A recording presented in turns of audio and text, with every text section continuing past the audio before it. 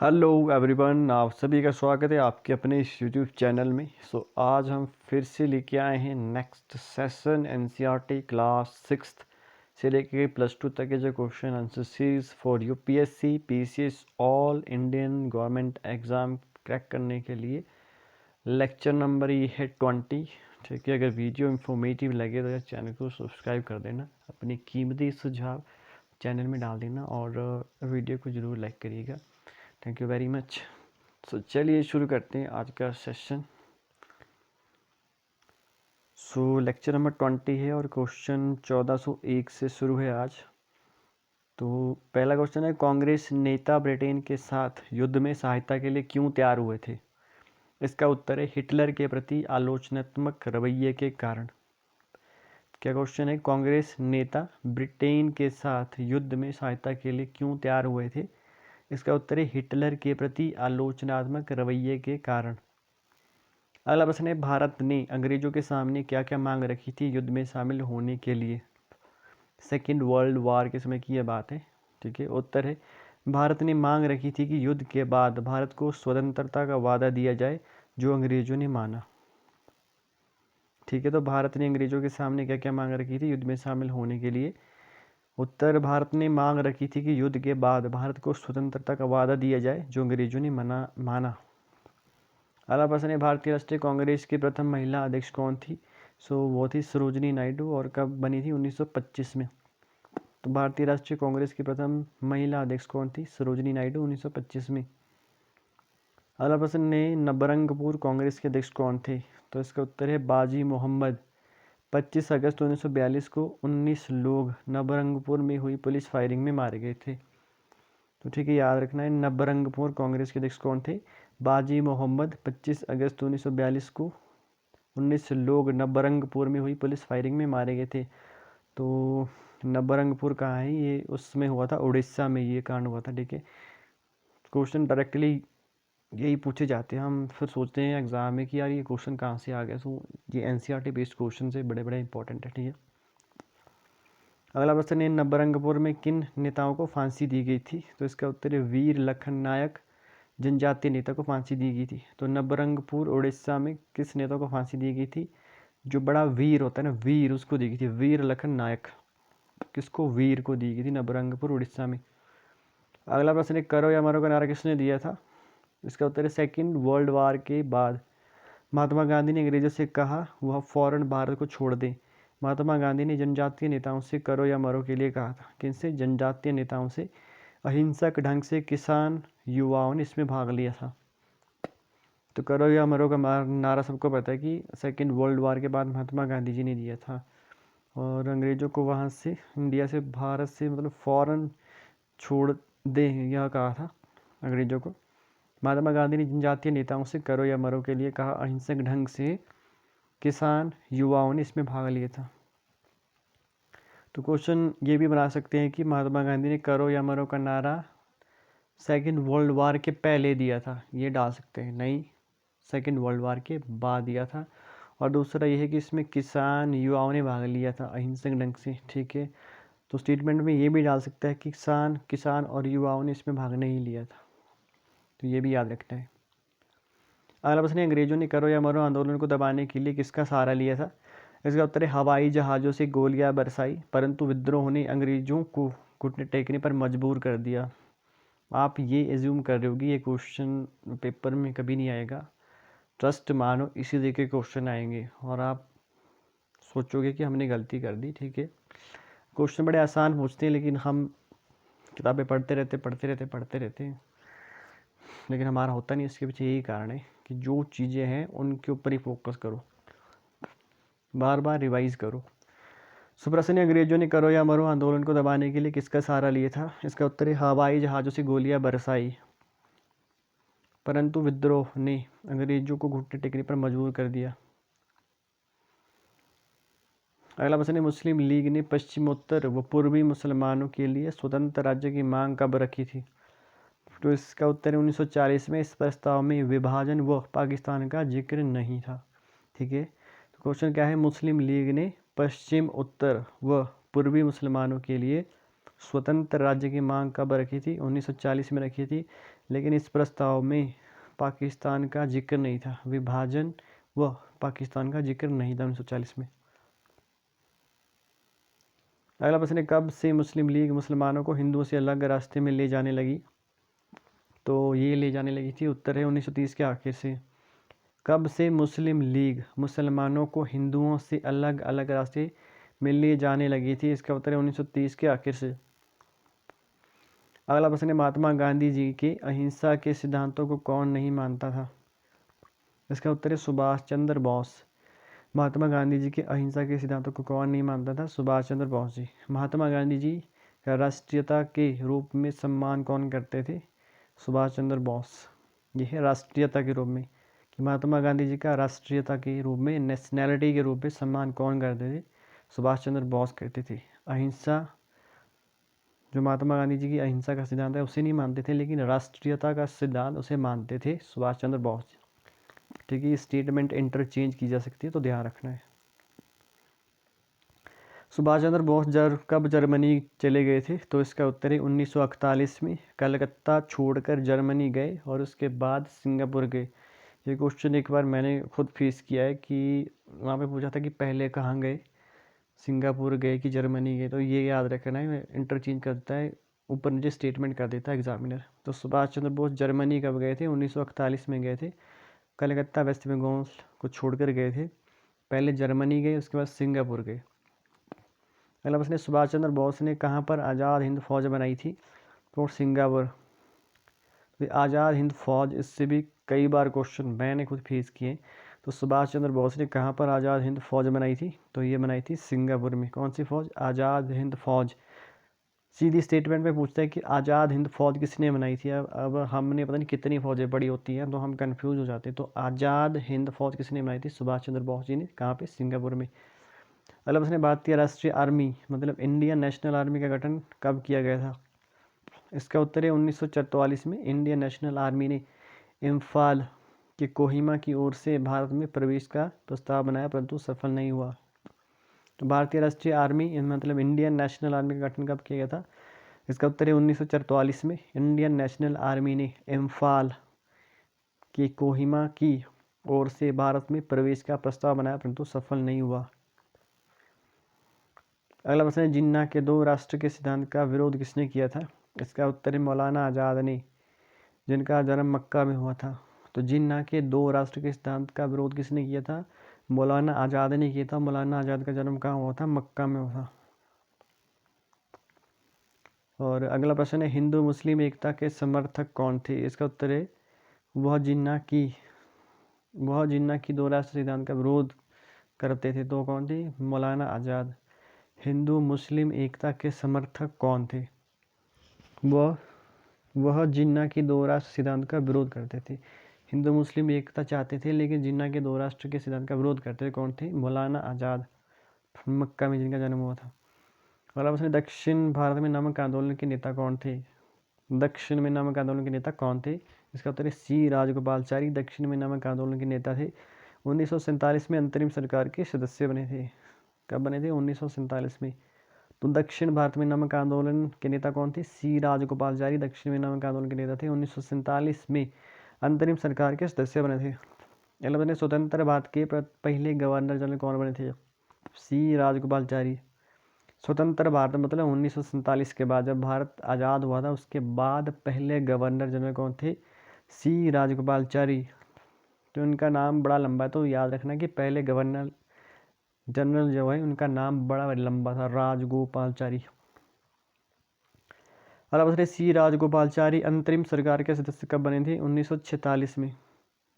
तो सी राजगोपालचारी अंतरिम सरकार, इंटरनल गवर्नमेंट की मतलब अंतरिम सरकार के सदस्य कब बने थे? राजगोपालचारी 1946 में। अगला प्रश्न, राजा जी किन्हें कहते थे? उत्तर सी राजगोपालचारी। तो राजा जी किन्हें कहते थे? राजा जी। सी राजगोपालचारी को राजा जी भी कहते थे। अगला प्रश्न, सरदार पटेल का जन्म कहाँ हुआ था? इसका उत्तर है गुजरात के नादियाड में 1918 में। सरदार वल्लभ भाई पटेल का जन्म कहाँ पे होता है? गुजरात में नादियाड में 1918 में। जो स्टैच्यू ऑफ यूनिटी बनाई गई है वो इनके नाम पे बनाई गई गुजरात में। ठीक है, उससे याद रखना है कि सरदार पटेल का जन्म गुजरात के नादियाड में 1918 में।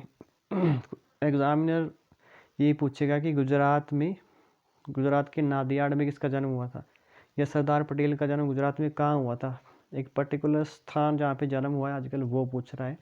तो सरदार पटेल का जन्म गुजरात के नादियाड में, और डेट भी देता है स्टेट पीसीएस, ये छोटे एग्जामों में सारे 1918 में। अगला प्रश्न, कांग्रेस के अध्यक्ष सरदार पटेल कब बने थे, 1931 में। तो सरदार पटेल कांग्रेस के अध्यक्ष कब बने थे, 1931 में। अगला प्रश्न है, मोहम्मद अली जिन्ना ने मुस्लिम लीग को पुनर्जीवित कब किया था, इसका उत्तर है 1934 में। मोहम्मद अली जिन्ना ने मुस्लिम लीग को पुनर्जीवित कब किया था, 1934 में।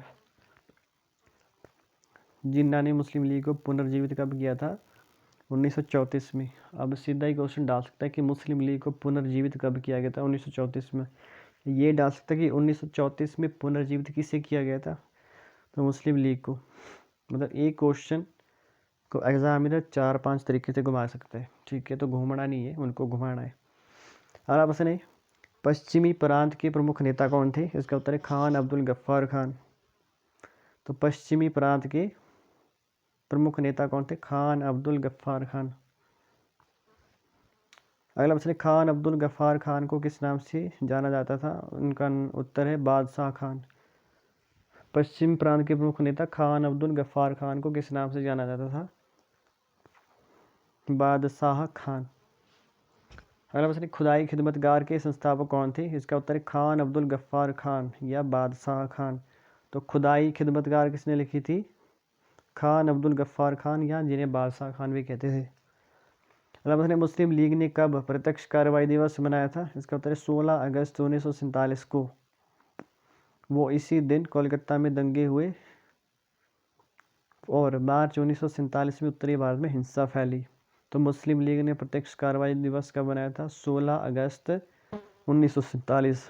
15 अगस्त को भारत हुआ था, और 15 अगस्त के अगले ही दिन जो है मुस्लिम लीग ने प्रत्यक्ष कार्रवाई दिवस मनाया था। प्रत्यक्ष कार्रवाई दिवस मुस्लिम लीग ने कब मनाया था, 16 अगस्त 1947 को। इसी दिन कोलकाता वेस्ट बंगाल में दंगे हुए थे, और मार्च 1947 में उत्तर भारत में भी हिंसा फैली थी। अगला प्रश्न, 1948 में महात्मा गांधी को गोली किसने और कब मारी थी, इसका उत्तर है महात्मा गांधी जी को गोली 2 जनवरी 1948 को नाथूराम गोडसे ने मारी थी। तो कब मारी थी महात्मा गांधी जी को गोली, 2 जनवरी 1948 को। 2 अक्टूबर को महात्मा गांधी की जयंती हुई थी, मतलब जन्म हुआ था। जयंती मतलब जन्म 2 अक्टूबर को हुआ था, और गोली मारी थी उनको 2 जनवरी 1948 को। अगला प्रश्न है, नाथूराम गोडसे ने महात्मा गांधी को क्यों मारा था, तो इसका उत्तर है क्योंकि नाथूराम गोडसे महात्मा गांधी के इस दृढ़ विश्वास से मतभेद रखता था कि हिंदू मुसलमानों को सद्भावना बनाते हुए इकट्ठे रहना चाहिए। तो किसी को पता नहीं होगा कि मतलब क्यों गोली मारी थी, तो फिर से रिपीट करते हैं क्वेश्चन कि नाथूराम गोडसे ने महात्मा गांधी को क्यों मारा था, क्योंकि नाथूराम गोडसे महात्मा गांधी के इस दृढ़ विश्वास से मतभेद रखता था कि हिंदू मुसलमानों को सद्भावना बनाते हुए इकट्ठे रहना चाहिए। वो इस चीज़ का महात्मा गांधी का विरोधी था कि महात्मा गांधी चाहते थे कि हिंदू और मुसलमान मतलब इकट्ठे होकर रहें, ठीक है। अगला प्रश्न है, किसने कहा था हरिजनों की अक्षमता का कारण उच्च जातियां हैं, तो इसका उत्तर है HD खड़ेकर। किसने कहा था हरिजनों की अक्षमता का कारण उच्च जातियां हैं, तो इसका उत्तर है HD खड़ेकर। अगला प्रश्न है, 1952 में मद्रास के तेलुगु भाषी लोगों ने किसकी मांग की थी, तेलुगु भाषी होना है यहाँ पे। 1952 में मद्रास में तेलुगु भाषी लोगों ने किसकी मांग की थी, उत्तर आंध्र प्रदेश की मांग की थी। इसका गांधीवादी श्री रामालू पोटी ने भी समर्थन किया था। तो 1952 में मद्रास के तेलुगु भाषी लोगों ने किसकी मांग की थी, तो इसका उत्तर है आंध्र प्रदेश की। मद्रास के तेलुगु भाषियों ने की थी 1952 में आंध्र प्रदेश की मांग। इसका समर्थन किसने किया था, गांधीवादी श्री रामालू पोटी ने भी इसका समर्थन किया था। अगला प्रश्न है, आंध्र प्रदेश का गठन कब किया गया, इसका आंसर है 1 अक्टूबर 1953 को। आंध्र प्रदेश का गठन 1 अक्टूबर 1953 को भाषा के आधार पर गठित होने वाला इंडिया का पहला राज्य था आंध्र प्रदेश।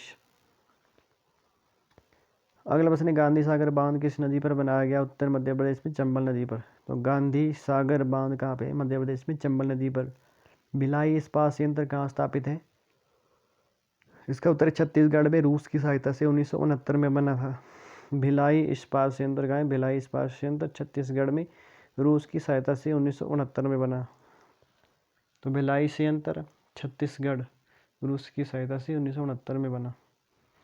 कई बार मतलब मैच द फॉलोइंग में क्वेश्चन आ जाते हैं कि कौन सा संयंत्र कहाँ है, किसके सहयोग से बनाया गया, कब बनाया गया था। तो भिलाई इस्पात संयंत्र छत्तीसगढ़ में, रूस की सहायता से 1969 में बना था। अगला प्रश्न है, महात्मा गांधी की अनुयायी मीरा बहन ने 1949 में क्या लिखा था? तो इसका उत्तर है, विज्ञान व मशीनी मानवता को कुछ समय के लिए फ़ायदा दे सकती है, लेकिन आखिरकार तबाही ही मिलेगी। तो क्वेश्चन ये भी पूछा जा सकता है कि महात्मा गांधी की किस अनुयायी ने 1949 में लिखा कि विज्ञान व मशीनी मानवता को कुछ समय के लिए फ़ायदा दे सकती है, लेकिन आखिरकार तबाही ही मिलेगी। किसने कहा था? मीरा बहन ने कहा था। क्लास 8 सामाजिक विज्ञान, जिसे पॉलिटी कहते हैं, पॉलिटी, सामाजिक व राजनीतिक जीवन, लेसन 1, भारतीय संविधान। प्रश्न है, संविधान किन किन उद्देश्यों की पूर्ति करता है? तो अगला प्रश्न है, संविधान किन किन उद्देश्यों की पूर्ति करता है? उत्तर, संविधान बताता है कि हमारे समाज का मूलभूत स्वरूप क्या हो। संविधान नियमों का ऐसा समूह है जिसको एक देश के सभी लोग अपने देश को चलाने की पद्धति के रूप में अपना सकते हैं। इससे पता लगेगा कि सरकार किस तरह की होगी, वह आदर्शों पर साझी समझ विकसित होगी। तो क्या प्रश्न है, संविधान किन किन उद्देश्यों की पूर्ति करता है? कॉन्स्टिट्यूशन जो है किन उद्देश्यों की पूर्ति करता है? तो उत्तर है कि संविधान हमें बताता है कि हमारे समाज का मूलभूत स्वरूप क्या हो। हमारे समाज का मूलभूत स्वरूप क्या हो, इसकी बात कौन करता है? संविधान करता है। ये स्टेटमेंट के रूप में डाली जा सकती है, ठीक है। संविधान नियमों का ऐसा समूह है जिसको एक देश के सभी लोग अपने देश को चलाने की पद्धति के रूप में अपना सकते हैं। इससे पता लगेगा कि सरकार किस तरह की होगी, वह आदर्शों पर साझी समझ विकसित होगी। मतलब ने संविधान के लिए पहली बार संविधान सभा के गठन की मांग को कब स्वीकार किया गया था? इसके उत्तर है 1934 में। तो संविधान के लिए पहली बार संविधान सभा की गठन मांग कब की गई थी? 1934 में। अगला प्रश्न है, नए संविधान का प्रारूप कब तैयार हुआ था? नए संविधान का प्रारूप कब तैयार हुआ था? उत्तर है 1946 से 1949 के दौरान नए संविधान का प्रारूप तैयार हुआ। नए संविधान का प्रारूप कब तैयार हुआ था? 1946 से 1949 के दौरान नए संविधान का प्रारूप तैयार हुआ था। कब? 1946 से 1949। अगला प्रश्न, देश की राजनीतिक व्यवस्था तय करना किसका उद्देश्य होता है? उत्तर है संविधान का। देश की पॉलिटिकल व्यवस्था का तय करना किसका उद्देश्य होता है? संविधान का। अगला प्रश्न, संघवाद किसे कहते हैं? इसका उत्तर है देश में एक से ज़्यादा स्तरों की सरकार का होना, जैसे केंद्र सरकार, राज्य सरकार या पंचायत स्तर की सरकार या स्थानीय सरकार, इसे कहते हैं संघवाद। किसे कहते हैं? देश में एक से ज़्यादा स्तरों की सरकार का होना, जैसे केंद्र सरकार, राज्य सरकार, स्थानीय सरकार।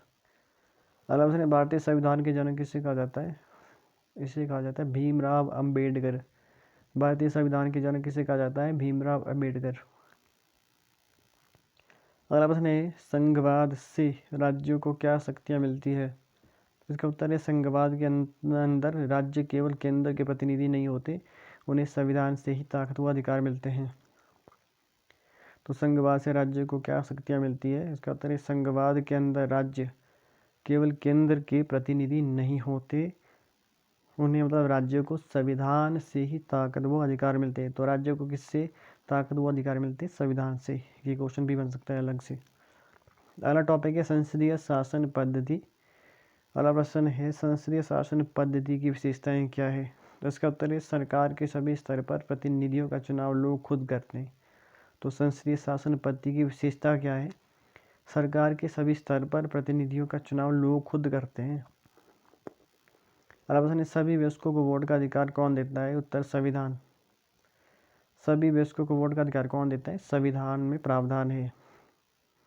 तो एक बार ये क्वेश्चन मैंने फेस किया था कि वोट का अधिकार जो कौन सा अधिकार है। सो मैंने ये एज्यूम किया, मैंने कहा वोट का अधिकार यार मतलब संविधान में इसका प्रावधान नहीं हो सकता, तो मेरा ये गलत हुआ था, ठीक है। तो याद रखना है कि वोट का अधिकार भी संविधान में इंट्रोड्यूस किया गया है।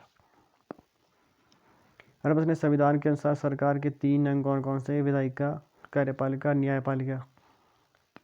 कौन कौन से संविधान के अनुसार सरकार के 3 अंग कौन है? विधायिका, कार्यपालिका और न्यायपालिका। Legislative, executive and judiciary.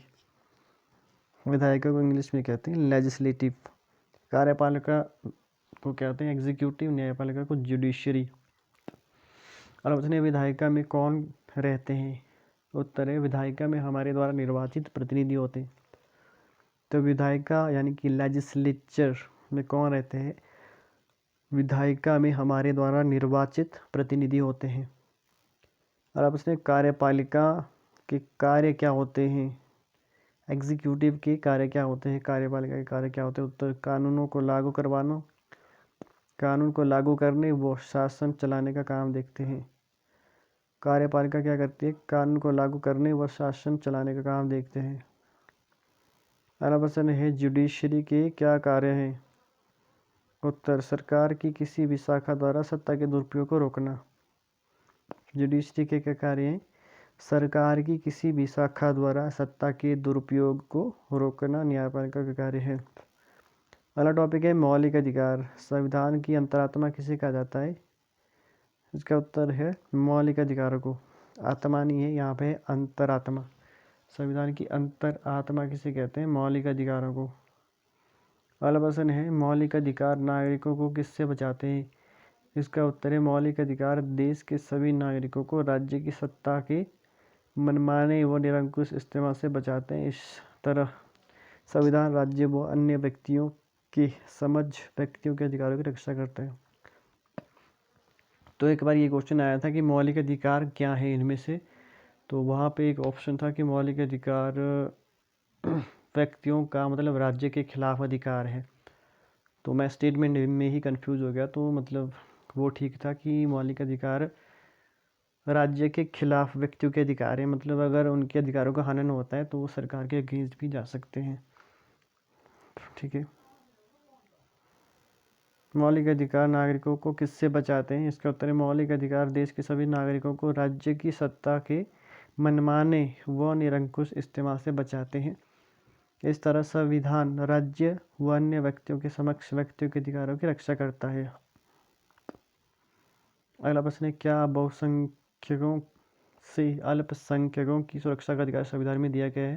तो इसका उत्तर है हाँ, संविधान में यह प्रावधान दिया गया है। अल्पसंख्यक और बहुसंख्यक क्या होगा? बहुसंख्यक मतलब जो ज़्यादा संख्या में, वो मतलब अल्पसंख्यक मतलब कम संख्या वालों की सुरक्षा में अगर कोई इनसिक्योरिटी करते हैं तो उसका प्रावधान भी संविधान में है। बहुसंख्यकों से अल्पसंख्यकों की सुरक्षा का अधिकार संविधान में दिया गया है कि नहीं दिया गया है? यस, हाँ दिया गया है, संविधान में दिया गया है। अगला प्रश्न किसके अनुसार मौलिक अधिकार का दोहरा उद्देश्य है? इसका उत्तर है B.R. अम्बेडकर के अनुसार। तो किसके अनुसार मौलिक अधिकार का दोहरा उद्देश्य है? B.R. अम्बेडकर के अनुसार। अगला प्रश्न भीमराव अम्बेडकर का मौलिक अधिकारों का दोहरा उद्देश्य क्या था? इसका उत्तर है नंबर 1, हर एक नागरिक ऐसी स्थिति में हो कि वह उन अधिकारों के लिए दावेदारी पेश कर सके। नंबर 2, यह अधिकार उस सत्ता या सदस्यता के लिए बाध्यकारी हो जिसे कानून बनाने का अधिकार दिया गया हो। तो 2 क्या है? यह अधिकार उस सत्ता या सदस्यता के लिए बाध्यकारी हो जिसे कानून बनाने का अधिकार दिया गया हो। अगला प्रश्न मौलिक अधिकार के अलावा हमारे संविधान में किसका वर्णन है? इसका उत्तर है मौलिक अधिकारों के साथ हमारे संविधान में नीति निर्देशक तत्वों का वर्णन है, मतलब DPSP। मौलिक अधिकारों के अलावा हमारे संविधान में किसका वर्णन है? मौलिक अधिकारों के साथ हमारे संविधान में नीति निर्देशक तत्वों का वर्णन है, directive principle of state policy. राज्य नीति के निर्देशक तत्वों का वर्णन भी है मौलिक अधिकारों के साथ। अगला प्रश्न नीति निर्देशक तत्वों को संविधान में जोड़ने के पीछे संविधान सभा का मुख्य उद्देश्य क्या था? उत्तर, इसे संविधान सभा के सदस्य ने इसलिए जोड़ा था कि और सामाजिक आर्थिक सुधार लाए जाएं, सोशल एंड इकोनॉमिक सुधार के लिए, मतलब इसे लाया गया था। अगला टॉपिक है धर्मनिरपेक्षता। प्रश्न है धर्मनिरपेक्षता का अर्थ क्या है? इसका उत्तर है राज्य अधिकृत रूप से किसी भी धर्म को राजकीय धर्म के रूप में बढ़ावा नहीं दे सकता या नहीं देता। यह धर्मनिरपेक्षता का अर्थ क्या है? राज्य अधिकृत रूप से किसी भी धर्म को राजकीय धर्म के रूप में बढ़ावा नहीं देता। अगला प्रश्न है, क्या भारतीय संविधान में मौलिक कर्तव्य का वर्णन है? इसका उत्तर है हाँ, भारतीय संविधान में मौलिक कर्तव्य का वर्णन है। अगला प्रश्न है, भारतीय संविधान सभा की अंतिम बैठक कब हुई थी? तो 24 जनवरी 1950 को। ये क्वेश्चन भी सीधा सीधा पूछ लिया जाता है कि संविधान सभा की अंतिम बैठक कब हुई थी। तो संविधान सभा की अंतिम बैठक 24 जनवरी 1950। कब? 24 जनवरी 1950। अगला प्रश्न है, स्वतंत्र भारत की पहली स्वास्थ्य मंत्री कौन थी? तो उसका नाम है राजकुमारी अमृत कौर। वो हिमाचल प्रदेश से संबंधित थी।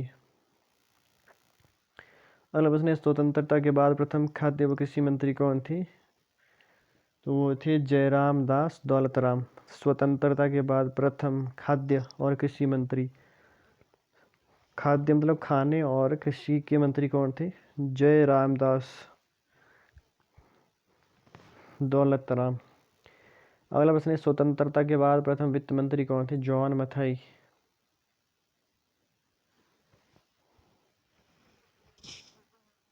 सॉरी, ये रेल मंत्री थे। स्वतंत्रता के बाद प्रथम रेल मंत्री जॉन मथाई थे। ठीक है। स्वतंत्रता के बाद प्रथम उप प्रधानमंत्री कौन बने थे? इसका उत्तर है डॉक्टर सर्वपल्ली राधाकृष्णन। स्वतंत्रता के बाद प्रथम उप प्रधानमंत्री डॉक्टर सर्वपल्ली राधाकृष्णन। स्वतंत्रता के बाद प्रथम श्रम मंत्री कौन बने थे? जगजीवन राम। स्वतंत्रता के बाद प्रथम श्रम मंत्री मतलब श्रम वाला मंत्री कौन बना था? जगजीवन राम। अगला प्रश्न है, बांग्लादेश के साथ किन किन राज्यों की सीमा लगती है? तो बांग्लादेश के साथ पश्चिम बंगाल, सिक्किम, असम, त्रिपुरा, मिजोरम, मेघालय। कितने राज्यों की सीमा लगती है? कई बार सीधा स्टेटमेंट में पूछा जाता है। तो 6 राज्यों की, पश्चिम बंगाल, सिक्किम, असम, त्रिपुरा, मिजोरम, मेघालय की सीमा बांग्लादेश के साथ लगती है। अगला प्रश्न है, भूटान के साथ किन भारतीय राज्यों की सीमा लगती है?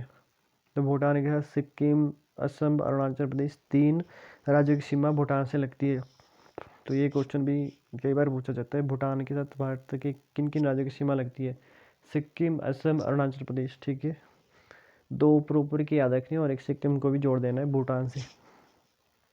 अगला प्रश्न है, नेपाल के साथ किन भारतीय राज्यों की सीमा लगती है? तो उत्तराखंड, उत्तर प्रदेश, उत्तर प्रदेश, इसके बाद बिहार और सिक्किम, 4 राज्यों की लगती है नेपाल के साथ। कौन कौन सी? उत्तराखंड, उत्तर प्रदेश, बिहार और सिक्किम। अगला लेसन नंबर 2, धर्म निरपेक्षता की समझ। तो अगला प्रश्न है, इतिहास में धर्म के आधार पर भेदभाव देखने को मिलता है, इसके उदाहरण क्या है? इतिहास में धर्म के आधार पर भेदभाव देखने को मिलता है, इसके उदाहरण कौन कौन से? इसका उत्तर है, हिटलर ने जर्मनी में यहूदियों पर अत्याचार किया। केवल धर्म के आधार पर लाखों लोग मारे गए, लेकिन अब यहूदी धर्म को मानने वाले इज़राइल में भी मुसलमानों व ईसाइयों के साथ दुर्व्यवहार होता है। तो इतिहास में धर्म के आधार पर भेदभाव देखने को कहाँ पे मिलता है? हिटलर ने जर्मनी में यहूदियों पर अत्याचार किया, केवल धर्म के आधार पर लाखों लोग मारे गए, लेकिन अब यहूदी धर्म को मानने वाले इज़राइल में भी मुसलमानों व ईसाइयों के साथ दुर्व्यवहार होता है। अगला प्रश्न है, किस जगह पर मुसलमानों को मंदिर व गिरजाघर बनाने की छूट नहीं है? तो इसका उत्तर है सऊदी अरब में। वहाँ सार्वजनिक स्थानों पर इकट्ठा होकर पूजा अर्चना नहीं कर सकते। कहाँ पे? सऊदी अरब। किस जगह पर मुसलमानों को मंदिर व गिरजाघर बनाने की छूट नहीं है? सऊदी अरब। अगला प्रश्न, धर्म को राज्य से अलग रखने की अवधारणा को क्या कहते हैं? धर्म निरपेक्षता। धर्म को राज्य से अलग रखने की अवधारणा को क्या कहते हैं? धर्म निरपेक्षता।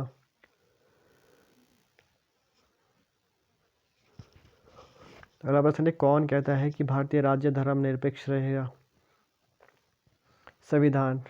कौन कहता है कि भारतीय राज्य धर्म निरपेक्ष रहेगा? संविधान कहता है। अगला प्रश्न है, संविधान के अनुसार केवल धर्मनिरपेक्ष राज्य ही अपने उद्देश्य को साकार करते हुए निम्न बातों का ख्याल रखेगा। इसका उत्तर है नंबर 1, एक धार्मिक समुदाय दूसरे धार्मिक समुदाय को न दबाए। नंबर 2, कुछ लोग अपने ही धर्म के अन्य सदस्य को न दबाएं। नंबर 3, राज्य न तो किसी खास धर्म को थोपेगा और न ही लोगों की स्वतंत्रता छीनेगा। तो क्या है, संविधान के अनुसार केवल धर्मनिरपेक्ष राज्य ही अपने उद्देश्य को साकार करते हुए निम्न बातों का ध्यान रखेगा। एक, धार्मिक समुदाय दूसरे धार्मिक समुदाय को न दबाए। एक, दूसरा, कुछ लोग अपने ही धर्म के अन्य सदस्यों को न दबाए। 2, 3, राज्य न तो किसी खास धर्म को थोपेगा और न ही लोगों की स्वतंत्रता छीनेगा। 3। अगला प्रश्न है, स्कूल संबंधी धार्मिक प्रयोजन क्या है? तो इसका उत्तर है, सरकारी स्कूल किसी भी धार्मिक आयोजन को बढ़ावा नहीं दे सकते, परंतु यह नियम निजी स्कूलों पर लागू नहीं होता।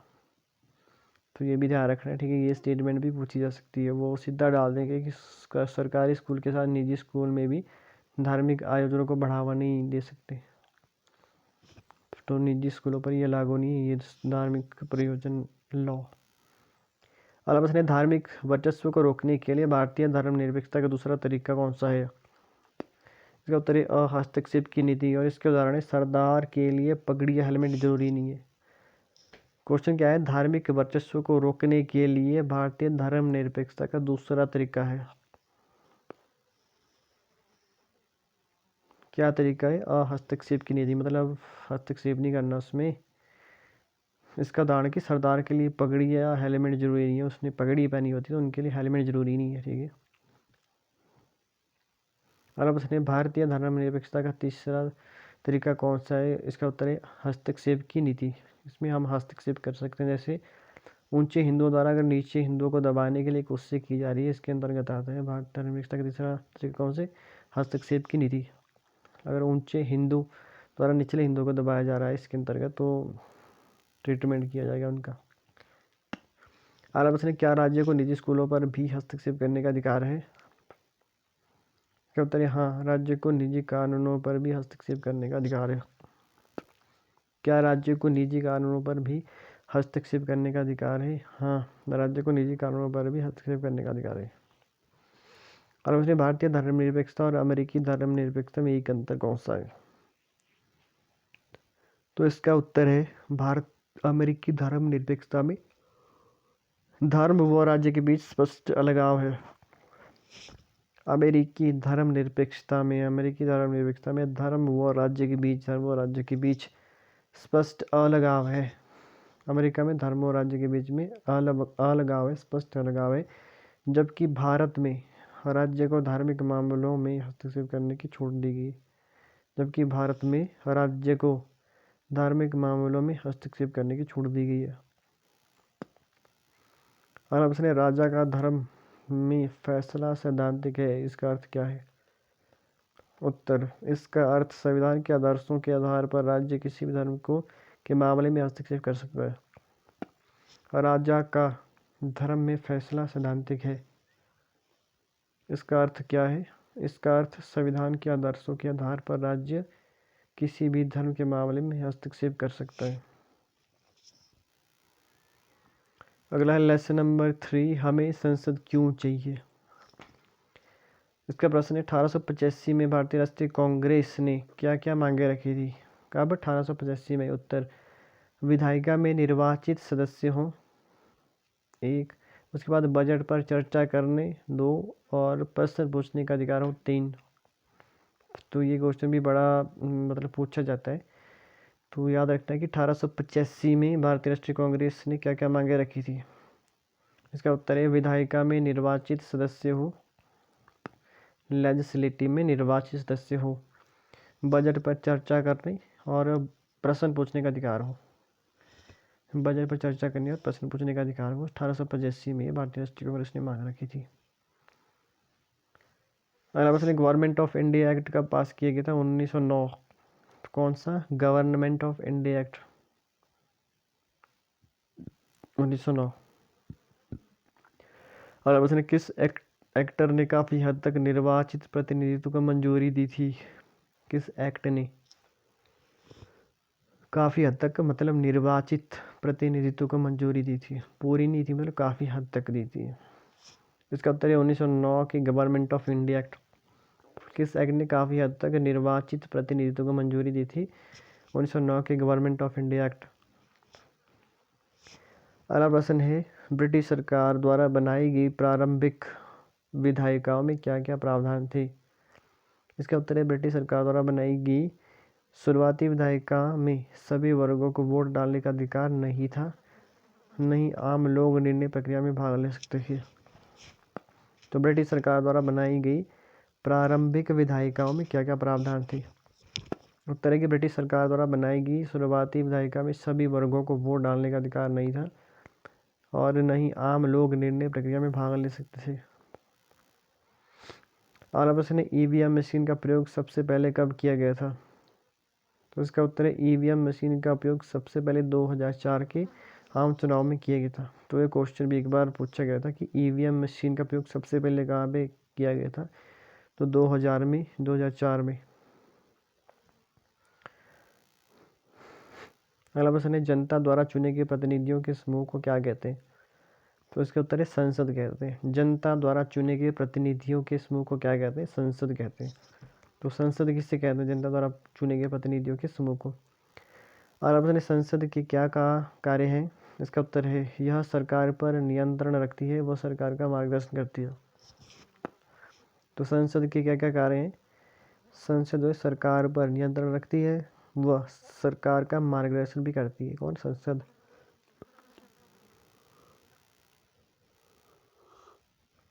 अगला प्रश्न है, भारतीय संसद में कौन कौन शामिल होता है? तो संसद में होता है लोकसभा, राज्यसभा और राष्ट्रपति। लोकसभा, राज्यसभा और राष्ट्रपति से मिलकर क्या बनता है? संसद। अगला प्रश्न है, सरकार शब्द का मतलब क्या होता है? इसका उत्तर है, कार्यपालिका। सरकार शब्द का मतलब क्या होता है? इसका उत्तर है, कार्यपालिका। अगला प्रश्न है, लोकसभा में कुल कितने सदस्य होते हैं? लोकसभा में 545 सदस्य होते हैं कुल, उसमें से 543 निर्वाचित और 2 मनोनीत होते हैं एंग्लो इंडियन। अब जो है ये 2 एंग्लो इंडियन का प्रावधान हटा दिया गया है, ठीक है, करंटरी में। तो अब जो है 2 एंग्लो इंडियन मनोनीत नहीं किए जाते हैं। 545 सदस्य होते हैं, 543 निर्वाचित। पहले 2 एंग्लो इंडियन चुने जाते हैं, अब नहीं चुने जाते। अब आपने राज्यसभा में कितने सदस्य होते हैं? तो राज्यसभा में 243 सदस्य होते हैं और 243 में से 233 निर्वाचित होते हैं, वह 12 मनोनीत होते हैं राष्ट्रपति द्वारा।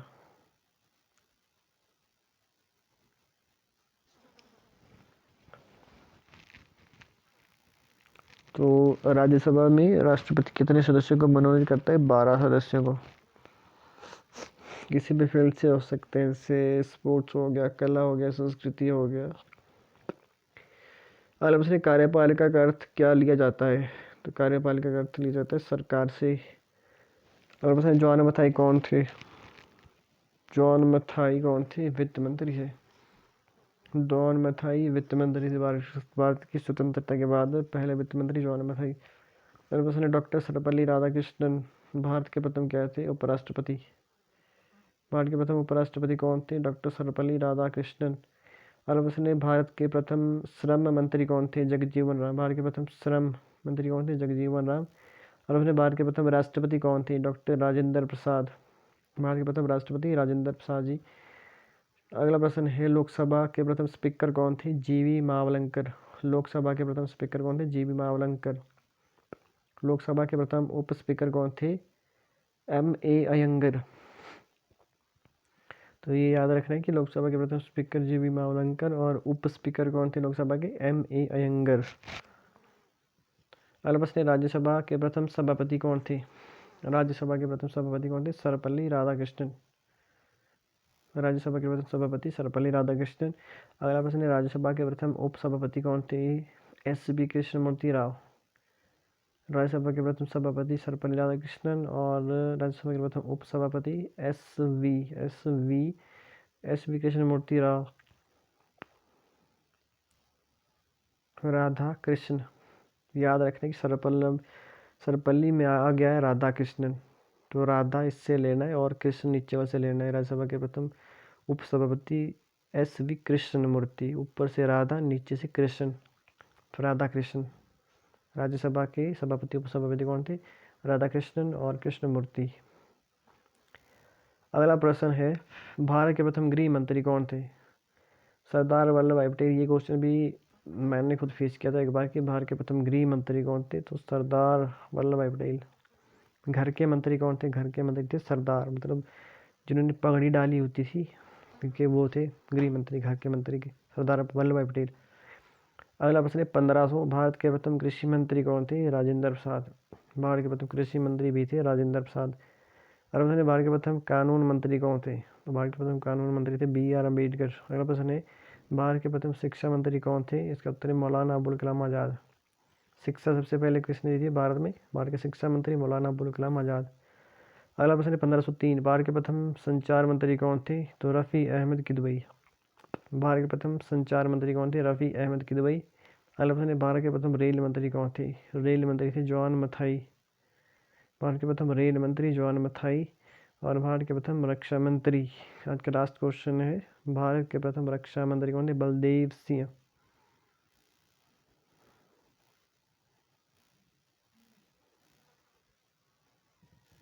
ठीक है, तो आज के सेशन में इतना ही। अगर वीडियो इन्फॉर्मेटिव लगी हो तो चैनल को जरूर सब्सक्राइब करिएगा, और इसी तरीके के वीडियोस के लिए मेरा चैनल सब्सक्राइब करिएगा। Thank you very much. जय हिंद, जय भारत, भारत माता की जय।